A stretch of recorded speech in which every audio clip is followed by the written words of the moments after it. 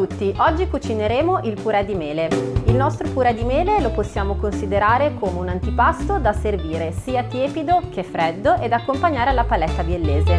Gli ingredienti che utilizzeremo sono semplicemente le mele, in questo caso utilizzeremo le mele di Cascina Imperolo di Giflenga, la senape ed un goccino di acqua. Sbucciamo e tagliamo le mele a pezzi. Aggiungiamo un goccio d'acqua.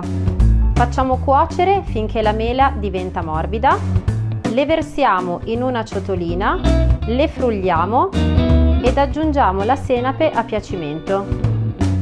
Ecco a voi il risultato finale.